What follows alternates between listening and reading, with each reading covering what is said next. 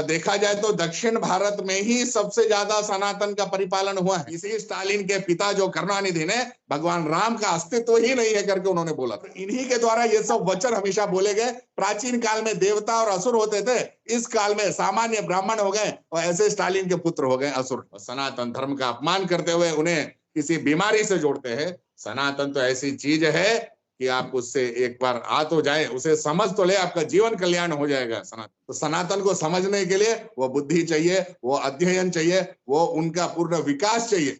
उन्होंने एक मूर्ख जैसा एक गठबंधन बनाया है INDIA नामक। ये गठबंधन में ये क्या कर रहे हैं? देश को बांट रहे हैं, लोगों को मूर्ख बना रहे हैं। सनातन धर्म अजय है, हमेशा अजय रहेगा। इतने मुगल यमन आतंकी भारत आ गए सनातन को सनातन धर्म को लेकर, हिंदू धर्म को लेकर इस वक्त टिप्पणियां देश में सुनने को मिल रही हैं, वो किसी से बर्दाश्त नहीं हो रही हैं। हिंदुओं की आस्था पर ऐसी चोट बार बार होती क्यों है? अभी देखिए, DMK और तमिलनाडु के मुख्यमंत्री MK स्टालिन के बेटे Udhayanidhi Stalin corona, dengue, malaria सनातन धर्म को बुला देते हैं। कांग्रेस कोई स्टैंड नहीं ले रही है और ये लोग सनातन धर्म के बारे में बोल रहे हैं जो शायद सनातन धर्म को इतना भी नहीं जानते, रत्ती भर भी नहीं जानते। सनातन धर्म की सही व्याख्या आपको पहले बताते हैं। देखिए, हमारे साथ खास मेहमान जुड़े हुए हैं, आचार्य जी हैं और लंबे वक्त से काम करते हैं। राजा आचार्य जी गया क्षेत्र में, धार्मिक क्षेत्र में सालों साल से काम करते आ रहे हैं। आपका दक्षिण भारत से भी लंबा जुड़ाव रहा है। आपसे समझेंगे सनातन को लेकर इतना प्रहार क्यों होता है? हिंदुओं की आस्था पर बार बार ये जो चोट पहुंचाते हैं कुछ नेता लोग, करते क्यों है ऐसा? आप जब ऐसे कुछ टिप्पणी सुनते हैं तो कैसा लगता है आपको? तो में ऐसा है। अब ये नेताओं ने क्या देखा नहीं देखा हमें तो नहीं पता, क्योंकि मैं भी व्यक्तिगत रूप से दक्षिण भारत से ही जुड़ा हूं और कर्नाटक का रहने वाला हूं और विगत लगभग काफी वर्षों से गया क्षेत्र में अभी वर्तमान रहना हो रहा है। और सनातन में देखा जाए तो दक्षिण भारत में ही सबसे ज्यादा सनातन का परिपालन हुआ है। संपूर्ण भारतवर्ष में जो सबसे अच्छी संस्कृति मानी गई वो दक्षिण भारत में मानी गई। सनातन का रक्षण दक्षिण भारत के अनेकों आचार्य और विद्वानों ने अनेकों वर्षों तक किया। भीष्म पितामह कहते हैं कि मनुष्य की धार्मिक वृत्ति ही उसकी सुरक्षा करती है, उन्होंने गीता में बताया।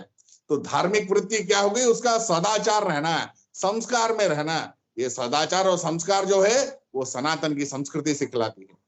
सनातन एक ऐसा विशाल महासागर है जिसके अंदर में ही छोटी जो बड़ी छोटी मछलियां रहती हैं उस सागर के अंदर, वही ये छोटे छोटे जो अनेक धर्म आए भारत में या विश्व में, वो उसी सनातन के अंतर्गत है। हम लोग वसुधैव कुटुंबकम करके कहते हैं, सारा विश्व ही हमारा कुटुंब है।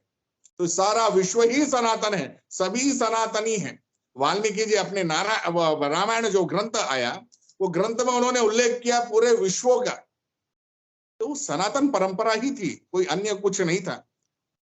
और अनेक विशेषता है। और ये जो वामपंथी लोग जिनकी विचारधारा वामपंथी है, ये जो स्टालिन का पुत्र के बारे में आप बता रहे हैं, स्टालिन का जो पिता था M करुणानिधि, वो भी वामपंथी था।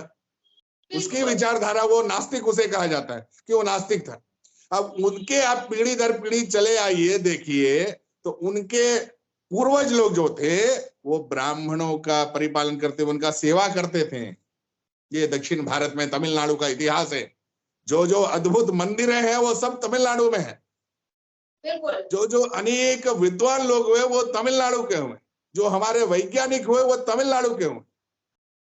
तो इन सब आजकल इतने यान आपने जैसा सुना चंद्रयान जा रहा है, ये सब तमिलनाडु के उन्हीं लोग जो दैवज्ञ हैं, धर्मज्ञ हैं, सनातन का पालन कर रहे हैं, वही लोग इसमें आकर के भारत देश का नाम संपूर्ण विश्व में लेके जा रहे हैं।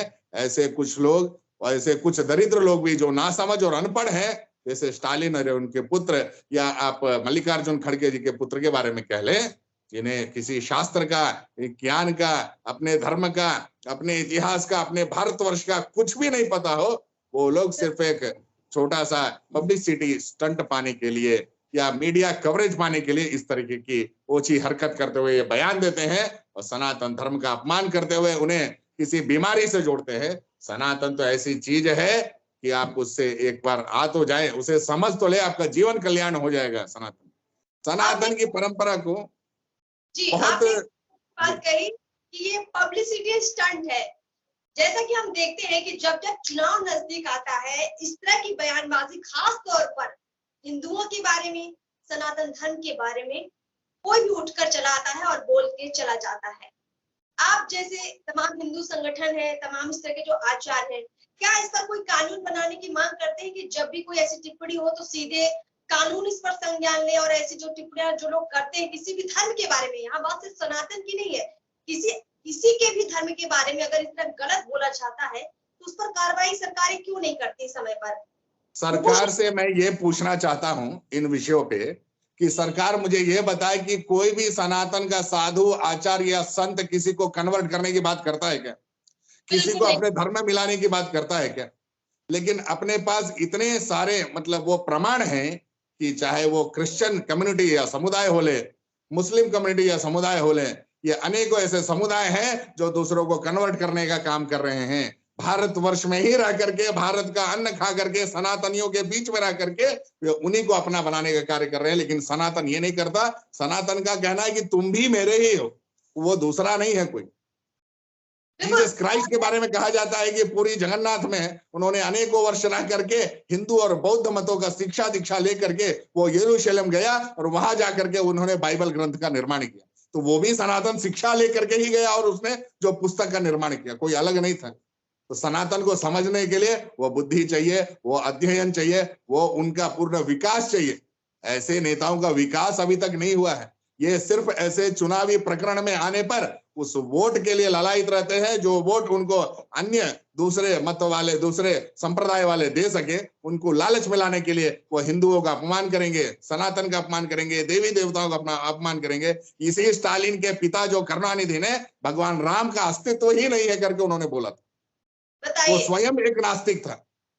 लेकिन आप शायद करुणानिधि का अगर फोटो या तस्वीर या वीडियो देखेंगे, वो अपने शरीर पर एक पीला रंग का टॉवेल लेकर के और काला चश्मा पहन के चलते।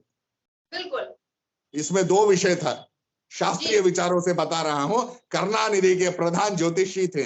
वो ज्योतिषी ने उनको बोला था आपको शनि का परेशानी है, आप काला चश्मा धारण करा करें। उनको बृहस्पति कमजोर था, बृहस्पति ग्रह कमजोर होने के कारण पीला वस्त्र आप धारण करें, बृहस्पति मजबूत रहेंगे। इसका इतिहास को पढ़िए आप, इसमें समझ में आएगा कि जब वो व्यक्ति नास्तिक होने पर भी ग्रह गति को मान रहा। आचार्य जी, इसका मतलब ये हुआ कि ये जो बोल रहे हैं ये सिर्फ एक राजनीति है, देश के अंदर भावनाएं भड़काने का काम करना है। ये वोट बैंक की राजनीति है जो बार बार हिंदुओं पर प्रहार करती है, भारत की संस्कृति पर प्रहार करती है। जी, सिर्फ ये एक प्रकार का दिखावा है। हमारे बिहार में भी कुछ एक ऐसे कई नेता लोग हुए जिन्होंने किसी प्रकार से रामचरितमानस पे, देवी देवताओं पे, हिंदू देवी देवताओं पे बहुत आघात प्रकार उन्होंने किया। शिक्षा मंत्री इस पर प्रोफेसर चंद्रशेखर भी कह देते हैं, रामचरितमानस को लेकर सवाल उठाते हैं और कहते हैं कि इसमें बहुत छुआछूत की बात की गई है, और साथ ही साथ जो जिस तरह की भावना वो प्रकट करते हैं, कहीं ना कहीं वो ये कह देते हैं कि रामचरितमानस जैसा ग्रंथ होना ही नहीं चाहिए। इन मूर्खों को ये पता होना चाहिए कि भारतीय इतिहास में यमन, मुगल, ब्रिटिशों का बहुत आतंक रहा। अनेकों हजारों वर्षों तक मुगलों ने, यमनों ने यहाँ करके आक्रमण किया और उनके चीजों को हमारे ऊपर थोपा गया, जबरन कन्वर्ट किया गया, उनकी रहन सहन व्यवस्था को अपनाने पर मजबूर किया गया।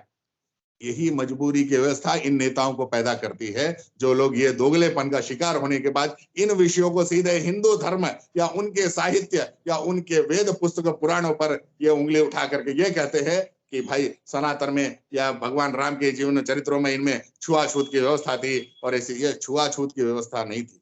ये एक मुगलों का एक उस समय भी एक ये आचार्य जी एक चौपाई है, उसका मतलब बहुत जरूरी है यहाँ पर समझना।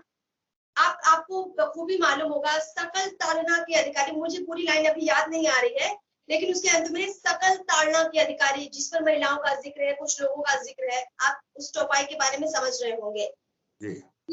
नीच जात हो चाहे महिला हो, इस तरह के जो शब्द इस्तेमाल किए गए हैं, इसी को मोहरा बनाकर ये लोग कहते हैं कि जब रामचरितमानस के अंदर कहा गया है कि महिलाओं को प्रताड़ित कीजिए, जो नीची जात के लोग हैं उनको प्रताड़ित कीजिए, उनसे छुआछूत कीजिए, उस चौपाई का असल में अर्थ क्या है? पर थोड़ा चौपाई के बारे में बताइए, वो चौपाई क्या है और उसके अर्थ के बारे में, सही अर्थ के बारे में बताइए।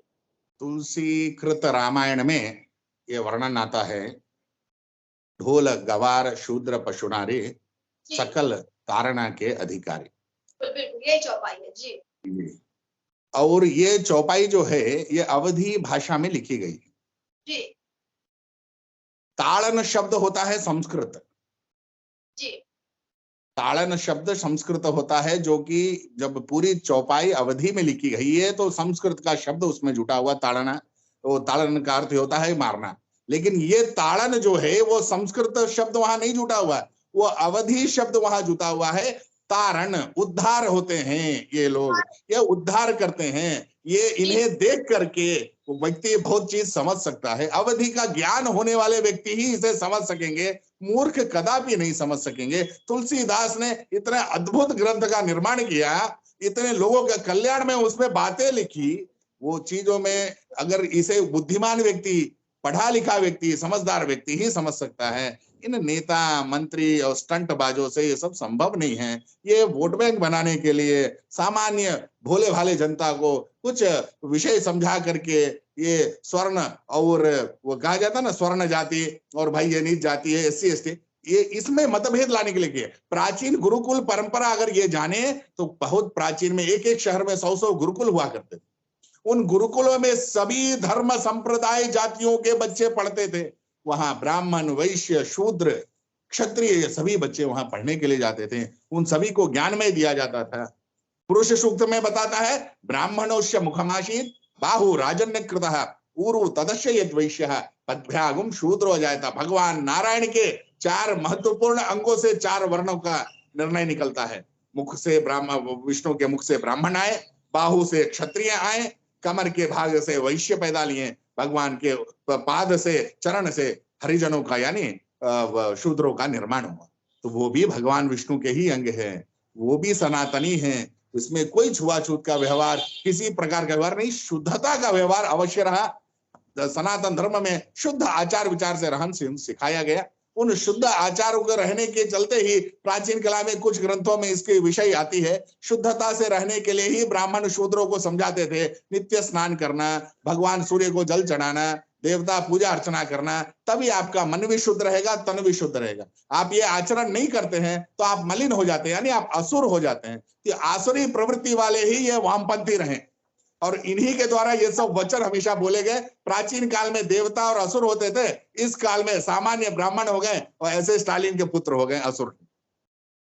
बिल्कुल, जैसे कि आप कह रहे हैं कि जिसका जैसा आचार व्यवहार है उसी अनुसार उसको मापा जाना चाहिए। यानी कि जिस तरह से आपने एक नित्य कर्म बताया, साफ सफाई की जो आप बताइए, एक रहन सहन जो कल्चर बताया, अगर एक ब्राह्मण भी वैसे नहीं रहता है तो वो भी अछूत माना जाएगा, अशुद्ध माना जाएगा।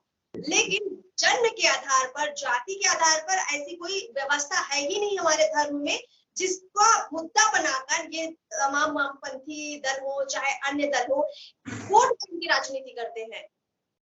ऐसा कतई भी किसी ग्रंथों में इस प्रकार नहीं बोला गया है कि ये भेदभाव कर करके आप रखें। प्राचीन ग्रंथ, धर्मशास्त्र का इतिहास है ग्रंथ, काफी सारे ऐसे ग्रंथ हैं जिनमें ये सामान्य रूपों में वर्णित किया हुआ है। जातिगत सब के लिए सभी को अलग अलग कार्य सौंपे गए। क्षत्रिय को राजधर्म सौंपा गया, वैश्यों को बन्यावृत्ति सौंपी गई, हरिजनों को, शूद्रों को सेवा भाव सौंपा गया, ब्राह्मणों को पढ़ना और पढ़ाना, मतलब आप अध्ययन करें और अध्यापन करें, ये कार्य ही सौंपा गया। तो ये पहले से एक ऐसी निर्मित जो व्यवस्था बनी थी, उन व्यवस्था के आधार पे देखा जाए तो बहुत ही सूक्ष्म रूप से, अत्यंत अद्भुत ढंग से ये व्यवस्था चली आ रही। ये अगर मुगल यमन आक्रांता भारत नहीं आते।